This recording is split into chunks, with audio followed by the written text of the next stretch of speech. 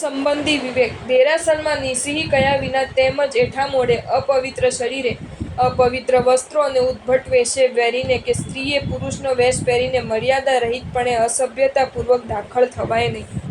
દેરાસરમાં દેશકથા, રાજકથા, ભક્તકથા અને સ્ત્રી કથા આ 4 વિકથા તેમજ સંસાર સંબંધી કોઈપણ જાતની વાતચીત કરાય નહીં.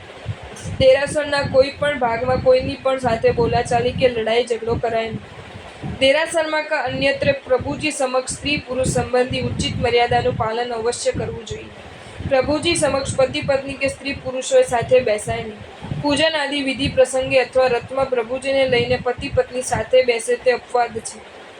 દેરાસરમાં દાખલ થયા પછી પતિ પત્ની તેમજ અન્ય સ્ત્રી પુરુષના શરીરનો પરસ્પર સ્પર્શ ન થાય તેની કાળજી સૌએ વિશેષ પ્રકારે રાખવી જોઈએ.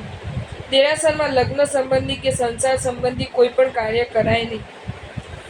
દેરાસરમાં લગ્નની પત્રિકા મુકાય નહીં તેમજ ધાર્મિક સિવાયની બીજી કોઈ પણ પત્રિકા ચોડાય નહીં.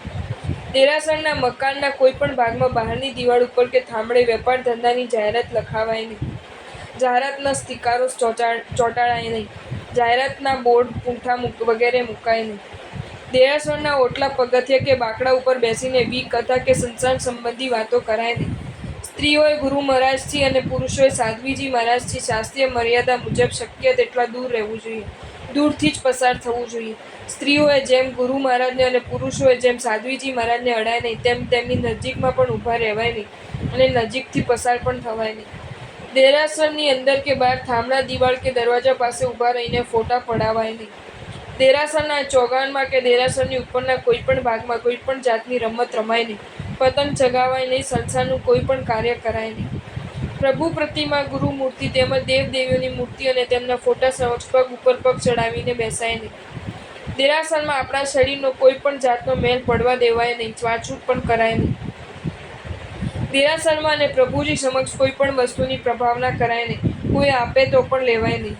પ્રભાવના પ્રભુજીની દ્રષ્ટિ ન પડે તે રીતે દેરાસરની બહાર જ કરાય. અંગ પૂજાના પ્રયોજન સિવાય વધુ સમય ગભારામાં રહેવાય નહીં.